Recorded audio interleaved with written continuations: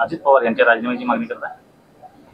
अजून ह्या प्रकरणाचं डिटेलमध्ये जावं लागेल, पण जर अजितदादाचा राजकीय वापर राजकीय हे केला असेल तर मला असं वाटतं अजितदादासारखी व्यक्ती फार नाकानं कांदे सोलते ना, त्यांना याचं उत्तर द्यावं लागेल. आजचा मराठवाड्याचा दुसरा दिवस आली होती, मात्र गेली 7 महिन्यापासून शिवभोजन चालू झालं, त्याचं बिल मिळत नाहीये त्यांच्याकडून. शिवभोजन बंद व्हावं अशा प्रकारचा प्रयत्न सरकारकडून चालू आहे. सरकार या सगळ्या गोष्टीला योजना म्हणून बघत असताना आर्थिक विषयाने सरकारला हे करायचंच नाहीये, परंतु शिवभोजन हे सर्वसामान्य माणसाला 10 रुपयात जेवण मिळणारं एक चांगली योजना माननीय उद्धवजी ठाकरे साहेबांच्या काळात सुरू झालेली आहे. शिवभोजनचे सगळे संचालक आम्हाला वारंवार भेटतात आणि येणार काळात या सगळ्या शिवभोजन चालवणाऱ्या लोकांचं एक आंदोलन तीव्र आम्हाला करावं लागेल आणि यांना न्याय देण्याची भूमिका आमची राहील. संदर्भात आपल्या ऐकलं जाणार आहे.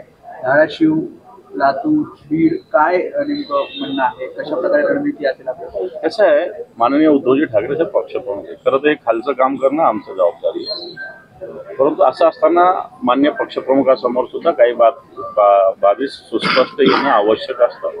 मग काल आम्ही लातूर, धाराशिव आणि बीड जिल्ह्याच्या सर्व सगळ्यात आधी संघटनात्मक आणि नंतर राजकीय विषयाचा आढावा घेतलेला.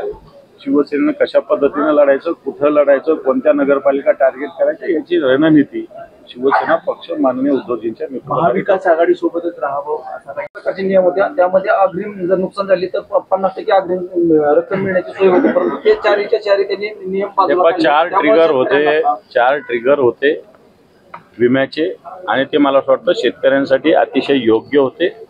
परंतु सरकारने पुन्हा कंपनीचं हित आणि खर्च कमी व्हावं या 2 गोष्टी करून शेतकऱ्या गेल्या चुलीत अशा पद्धतीनं भूमिका घेऊन फक्त एकच ट्रिगर ठेवलेले उत्पादन खर्चावर आधारित.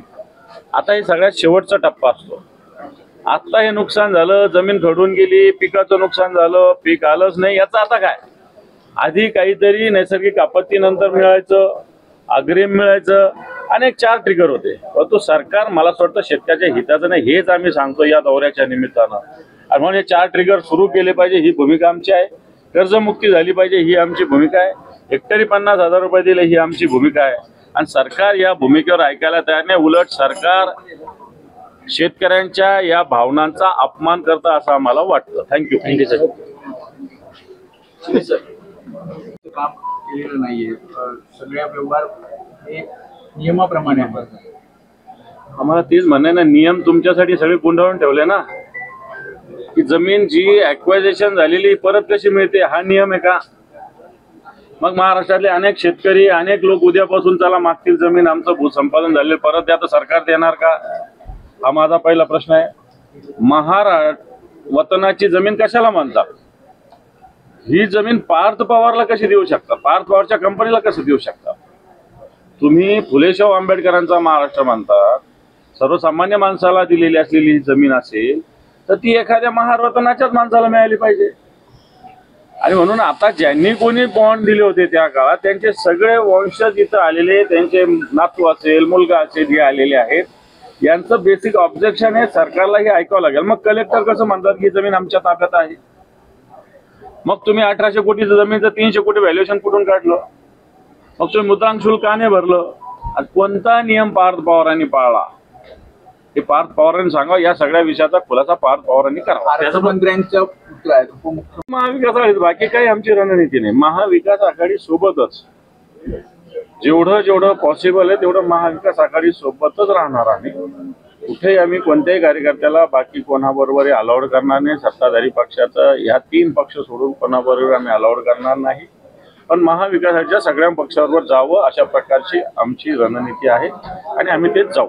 खरडून गेलेल्या ज्या मराठवाड्याच्या जमिनी आहेत त्या जमिनी सरकारनं काय तरतूद केली? निवडणुकीनंतरही शिंदे सेनेसोबत हा प्रश्नच नाही ना काय.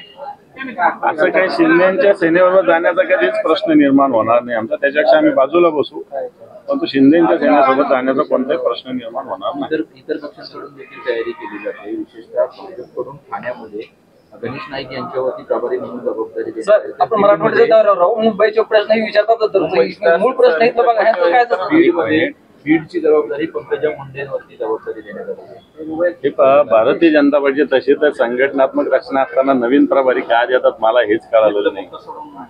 जसं संघटनेची जी सिस्टीम आहे ती सगळी फॉलो करत असते, त्याला कोणी प्रभारी वगैरे होणं मला असं वाटतं यांनी काय होत असतं मला तरी माहिती नाही. सर खरडून गेले जमीन आहेत त्याची मागणी काय करणार आहात? ते पहा, कोणाचा पुत्र असला म्हणून नियम कायदे राज्य काय त्यांच्या नावावर अजितदादाच्या नावावर महाराष्ट्र राज्याचं PR कार्ड नाही केलेलं. कुठेही यावं कोणतंही घ्यावं. पार्थ पवार जर राज्याच्या अर्थमंत्र्याचा पुत्र असेल असावा, त्याच्याविषयी काय प्रश्न. त्यांनी संपत्ती कमावी त्याच्याविषयी काय ऑब्जेक्शन असायचं का? करा. मराठी माणसांना अशा कंपन्या स्थापन कराव्या याच्याविषयी काय ऑब्जेक्शन असेल का? पण नियम कायदे डावलून मग पार्थ पवाराला जे नियम लागू ते लोक नाही लागा. आम्ही आता आवाहन करतो, ज्याचं भूसंपादन झालं आणि तिथं काहीच काम नाही झालं त्याला जमीन वापस मागा. उद्यापासून अर्ज मागवतो सरकारने 2 दिवसात निर्णय घ्यावा, त्याच्यावर होऊन जावं तसं. मग याच्या आधी जर मुद्रांक शुल्क अशाच पद्धतीनं जेवढं पार्थ पवाराला सवलत दिली तेवढी सरकारने द्यावी. मान्य करू की नियमाप्रमाणे सगळं झालेलं आहे. इथं लोकांच्या 10-10 वर्ष फाईल होत नाही, मंत्रालयात हालत नाही, आणि यांची फाईल पुण्याहून 2 दिवसात जाऊन उद्योग मंत्रालयातून एखाद्या पत्राचा प्रवास 15 दिवसाचा असतो. एखाद्या कलेक्टरकडं एखाद्या जिल्ह्याच्या ठिकाणी दिल्यानंतर मंत्रालयापर्यंत पत्र जायला, एखादी फाईल जायला 15-15 दिवसाचा 1-1 महिन्याचा प्रवास असतो. आणि यांचं 2 महिन्यात जाऊन वापस काय येतं? मग कोणता नियम 2 दिवसात? हे कोणता नियम तुम्ही पाळता? म्हणजे राज्याला लुटण्याचा प्रकार आहे हा. मेवा भाऊ असतील, मोदी शहा म्हणतात न खाऊंगा ना खाने दूंगा, अब सब खा रहे और सबको खिला रहे, अशा प्रकारची स्थिती झालेली आहे. त्यामुळे सर जी 24 तासनं हे प्रकरण समोर आणल्यानंतर खासदार श्रीकांत शिंदेंनी टीका केली आहे की मुख्यमंत्री असताना घराच्या बाहेर पडले नाही, मुख्यमंत्री असताना काय मदत केली ती दाखवा. आता तुम्ही मदतीची मला असं वाटतं फेकाफेकी करण्यापेक्षा, गद्दारी करण्यापेक्षा, या महाराष्ट्राला लुटण्यापेक्षा घरात बसून नीट काम केलेलं चांगलं आहे. शेतकऱ्यांकडे येऊन बघा, शेतकरी कोणाचं नाव घेतात. 2 लाखाची कर्जमुक्ती कोणी केली हे कोणा सांगतात. हे जरा येऊन श्रीकांत शिंदे जे आहे राजपुत्र, त्यांनी मला असं वाटतं या सगळ्या गोष्टी बघाव्या. घरात बसून त्यावेळेस का तुम्ही फार फिरत होते का? काय कोविडच्या काळामध्ये फिरत होते लोक? मोदी फिरत होते, शहा फिरत होते, तुम्ही फिरत होते, सगळे लोक घरात होते. आणि म्हणून मला असं वाटतं वारंवार अशा पद्धतीनं टीका टिप्पणी करणं हा चुकीचा प्रकार आहे. उद्धवजी ठाकरे साहेब जनतेतले आहेत. सर्वसामान्य शेतकऱ्याची गावागावात पोहोचतात. गावागावात नुसते कार्यक्रम 25 असतील आमचे, पण त्याच्यापेक्षा 100 गावात ते थांबलेले. 50 लोक असले तरी तिथे त्यांच्या थांबलेले, त्यांच्या व्यथा ऐकलेल्या उद्धवजींनी. तेव्हा हा दौरा काय 25 गावाचा आणि मराठवाड्याच्या 8 जिल्ह्याचा नाही, तर जवळपास 50-60 तालुक्यामध्ये 100-150 गावात उद्धवजी थांबणार आहेत. तर श्रीकांत टीका करायची नेहमीचीच टीका, याचा अर्थ आमचा दौरा झोंबलेला आहे. पदाधिकाऱ्यांच्या कालची जमीन ज्याचा बाजार किती आहे ते 300 कोटीची जमीन घेतली, शिवाय त्याला स्टॅम्प ड्युटी सुद्धा पाहिजे. काय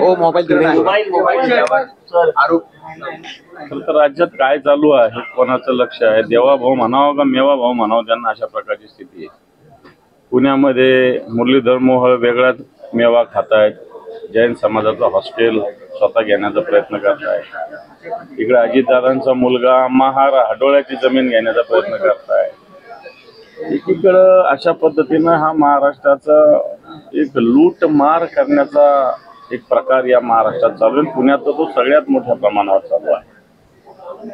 आणि म्हणून जी पुण्याची कोरेगाव सारख्या भागात असलेली शहरातली मुख्य एरियातली जमीन, 40 एकर जमीन, महार हाडोळ्याची जमीन, जी एका उद्दिष्टासाठी राखीव असताना ती जमीन एखादी कंपनी घेते काय?